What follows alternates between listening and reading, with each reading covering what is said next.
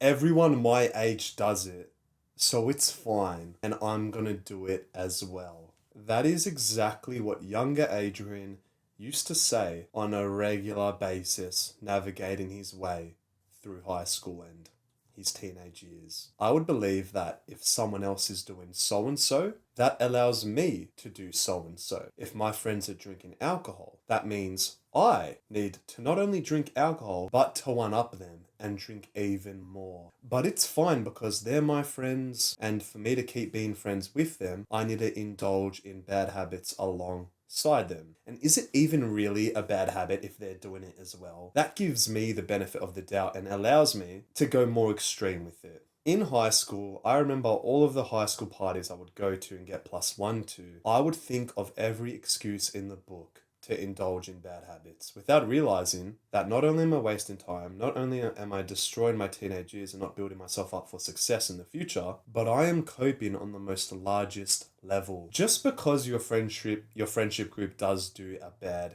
habit, does that make it a good habit? Does it realistically make it any better? Or is it still the same bad habit? The only reason why you think it's good is because a bad habit becomes a lot more comfortable if people around you are doing it as well. But you want to know what the funny thing is, brother? When you do good habits with other people, that may seem hard, grueling, intense. Those good habits become a lot more enjoyable as well, and they no longer feel like something that you have to force yourself to do, like reading, gym workouts, etc. I just came back to the gym with one of my close friends, Terry, and we were feeling kind of anxious knowing that, fuck, we haven't trained in the morning ages. We're both fasted, but we're caffeinated, and it's pool day. Do we really have that like grit in us? If you're into the gym and you usually train with your friends, when you train with a friend, you get more reps, you push harder, you build faster. That feeling of pain during your sets is almost like non-existent.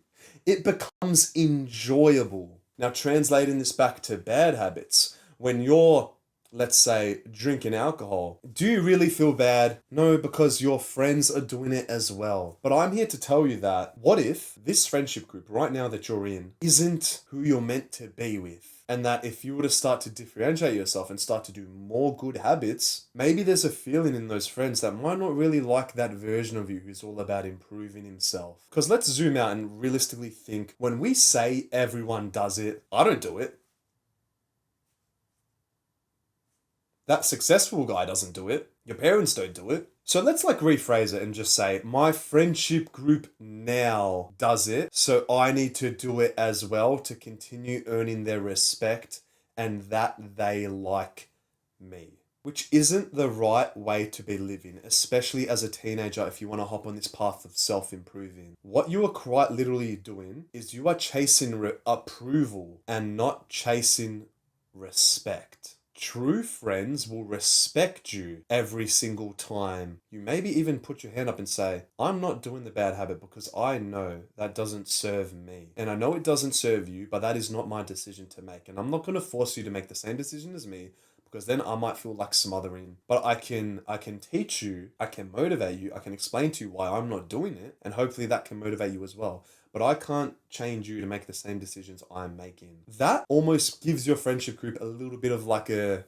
challenge and puts the power in their hands to see how they respond, which isn't in your control, so it's not something you should care about. If they act hostile, if they try to pull you back and say, no, you're not one of us, you're not a friend, you're meant to do this with us, that's what a true friend does. Because that's not what a true friend does. A true friend pushes you and encourages you with whatever your word is. And it's just a shame in high school, we are constantly, and I mean constantly, trying to gain each other's approval because that makes us feel a part of the community and tribe. But what if I was to tell you, bro, that this right now is probably the wrong tribe that you're in? I guess a story with me personally was that I would always want to fit in. I would go as far as buying these overpriced Nike shoes because other people had them just to fit in and feel cool. When in reality, bro, that was anything but cool. I was a follower and not a leader. I was a consumer and not a creator. That is the biggest and most important lesson that you need to become aware of now to smash high school. As risky and as of intimidating as you may think it may be, I wish younger Adrian had this wisdom and education, because I myself was a follower. I would do what my friends were doing at the time. But I'm grateful that when vapes, you know, those like vape sticks, those highlighters, when they became popular and a lot of my friends started going down that path, that drew the final line for me. Just because I knew how much, I don't even know what to call them, bro. Those things. I knew how harmful they were. And that was the final line where I wasn't going to be peer pressured into touching it. And I knew then that, oh my God, the first time I said no to them, like, Adrian, here, have a vape. Yeah. And I did this.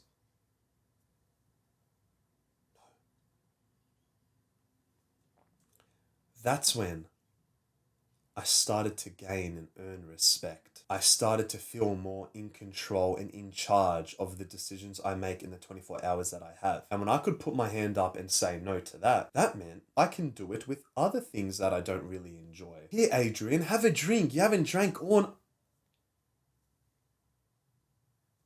Adrian, hop on video games. Here, grab the control. Adrian, what are you doing? Have a bite of this Big Mac. We're all eat. Now, does that make me a bad friend that I'm saying no? Does that increase the chance of potentially having an argument and maybe creating conflict? Yes. But I'm not going to be someone who fears conflict and chases other people's approval, because living like that is an unfree life. A life when you feel like you're not living for yourself and you're living for other people. When you live like that, you will be surprised and find out quickly how like boring, black and white your life feels. You're no longer jumping out of bed. You're no longer doing what you want to do. You're living for others and not yourself. That feeling, specifically as a masculine man, is one of the most unenjoyable, unpleasant, yuckiest feelings ever. And that feeling specifically is how I felt in all of high school. My 7 years in the education system, feeling like I need to prove to my teachers that I'm smart. I didn't know what being cool meant.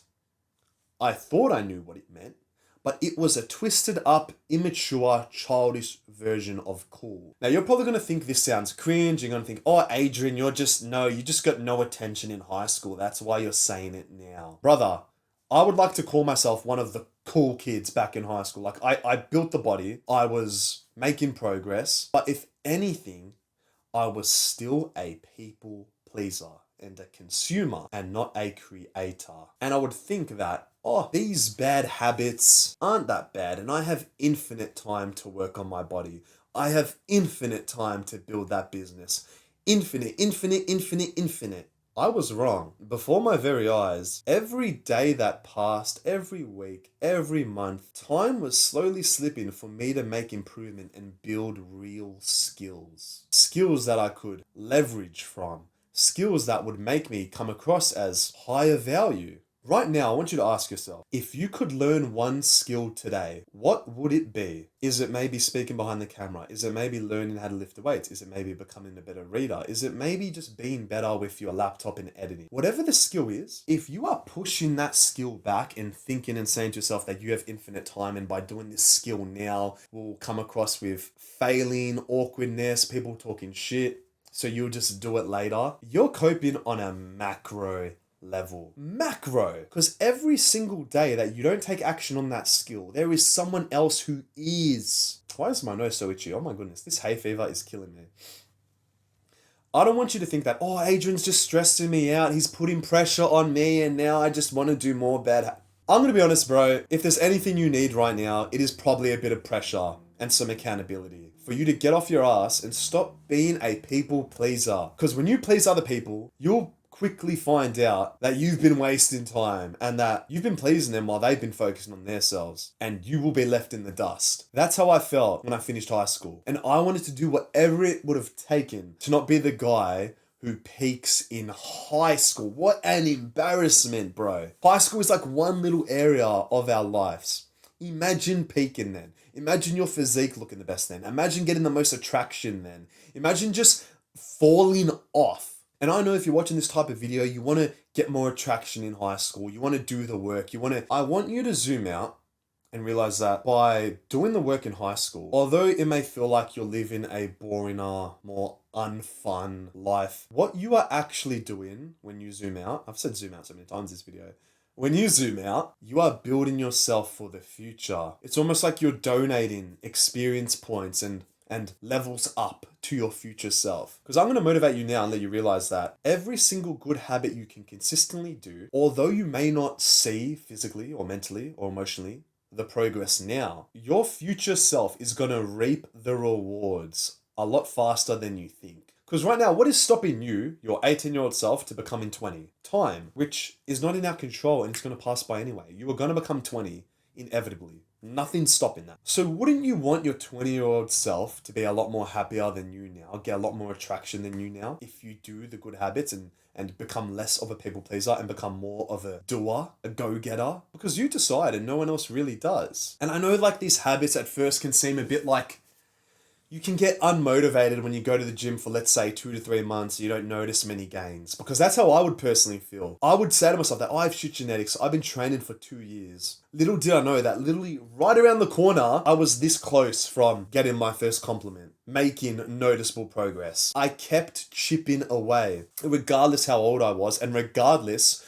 of how much attention I was getting in the present moment. Because I'm going to be honest, bro, if you're just starting out in the gym, okay, great. You're probably not going to get you're going to get fuck all attention from anyone. If anything, you might get hate that you're doing something different. But I'm here to tell you today that I do not want that hate to stop you or take you off of your path. Because if you get taken off of your path, you now have a 0% chance of giving your future self what he wants. An important trait us men really need to develop is patience. And realize that what we do today isn't helping us now, it's helping our future self the most. And this applies to every single habit and area of life. It applies to our relationships. The more love we give now is building for the future. It builds trust, stability, security, love, real love. The gym sessions we do today, we don't notice much of a physical difference in our arms when we hit a gym session. And if you do, you're fucking coping. Your arms don't change for like the first year of training, or like 6 months. As much as that hurts your ego, it's basically the truth with how much there is to learn about how to lift weights and diet and etc. But that's besides the point. The most important thing that we are doing is we are quite literally grabbing ourselves and saying, look at you here, you're on the wrong path, you are now on the right path. The same thing literally applies with investing. When we invest in anything, obviously to make profit, we have to invest in something when it's down in hopes that it will be better in the future. I know when I invested in Bitcoin, fucking 2 years ago when it was down, I knew that if I can just hold on to it, it will go up. It is inevitable because this is a real thing. You need to start investing in yourself. That is the best decision you can make in your 20s or high school years. I am grateful that I started lifting weights when I was 16, as uncomfortable and as of much hate that I received. It was all worth it, bro.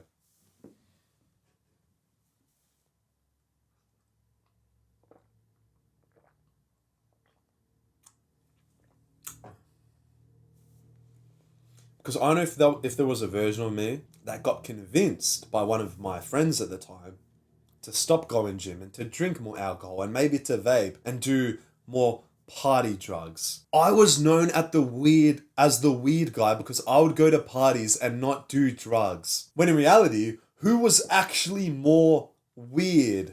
I would have people saying to me, Adrian, you're no fun. You're a party pooper. I remember walking into a room at some New Year's Eve party, and I felt pretty confident. This was when I made some good progress with my physique. I was feeling like really good about myself. I'm like, okay, New Year's Eve, I'll have a couple of drinks of alcohol, but I'm not going to push too hard because I want to be up early the next day. I had a drink on me. I felt like fitted in. I felt good, confident, charismatic. And I remember walking into a room full of like 10 people. Now, I don't know if I can get too much into this because let's just label it as illegal substances. I guess I can say one thing. If you're from Australia, you'll kind of understand this. And I hope you don't touch any of this crap. But there were lots of balloons. And I looked at everyone, I'm like, imagine what our younger selves would think of you now. What a disgrace. I would even look at some of my close friends who I'd be going to the gym with. They'd fallen down this route. And I'd look at them with straight disappointment on my face. I was fucking shocked. And that's when I realized that, oh my God, it's not that I'm weird. It's that I just don't fit in with this group anymore. they're not growing, they're regressing. And if I want to make progress faster, if I want to make new friends, if I want to make a new social circle, I need to become the guy who deserves that and who is willing to do whatever it takes to grow. Because I asked myself the simple question of what's more painful, the pain of discipline or the pain of regret? And I genuinely journaled about this. I wrote down okay, what is actually more painful? All of the grueling leg days and gym sessions I need to go through, or the pain of regret and not doing it and going down this path of degeneracy. And I was 18 at this point in time, and I'm genuinely using my brain and trying to think what is actually more painful? Because part of me really wanted to join in the fun, because that's what they make it seem to be. It's oh, we're having more fun than you. You're weird. You're not having fun. So I thought, I'm what's more painful? What's more painful? And I looked at myself. I'm I have fucking sick arms. Although it was painful, I feel sick now. I'm jacked and they're not. Was that even really painful? Was it just a little bit of short-term discomfort? Whereas these people all in this room, for them, it's actually the complete and utter bipolar opposite. For what they're doing now isn't as of painful, and it actually comes across as a whole lot more pleasant, pleasurable, enjoyable. I wonder how they're gonna feel tomorrow or the next day or the next week or the next month. Maybe they just keep going down this path of chasing and chasing and chasing pleasure, and by thinking that more pleasure equals more life and more growth, when we all know that's not true. So this is why I'm leaving you with an actionable step now, and that's that. What is your decision to smash high school? Are you going to be the guy who says, oh, Adrian, everyone does it. Everyone does it. So I'm going to do it. I'm going to choose the path of pleasure. Or are you going to go the other way and realize that I'm a man, I have my own values, and if my values don't align with other people,